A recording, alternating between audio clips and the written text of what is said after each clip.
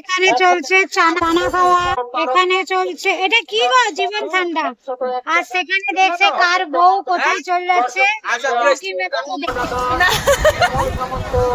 আর ছোটবেলায় কার টোটো জানিনি বাবু, বুঝে পড়ি যার টোটো হলো হলো বাবু। আর আমি এখানে জানি না দেখছি আমি যে পূর্ণচন্দ্র বাবু কি হচ্ছে, বাবুকে বাবু বলা হচ্ছে।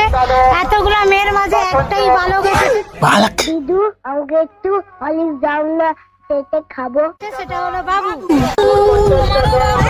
রুকো যারা, আমি এখানে আসছি, আমার সবচেয়ে আনন্দ হচ্ছে, কিন্তু তার থেকে বড় দুঃখ হচ্ছে এগুলা। এই যে জীবনের সব থেকে বড় দুঃখ এগুলা, তাহলে এদের বোঝা আমাকে বইতে হচ্ছে। কখনো বিবাহিত মেয়েদের গ্রুপে আসবে না, এই অবস্থা হয়। ওই দেখ, বিবাহিত মেয়ের গ্রুপে একটা ছেলে আসার পরিণাম দেখ। এবার বুঝতে পারছি আমি চন্দন কেন আসেনি, রাজাদাও কেন আসেনি। ওই থামানা রে, এমনি এমনি এত রোগা হয়ে যায়নি বাচ্চাটার জন্য।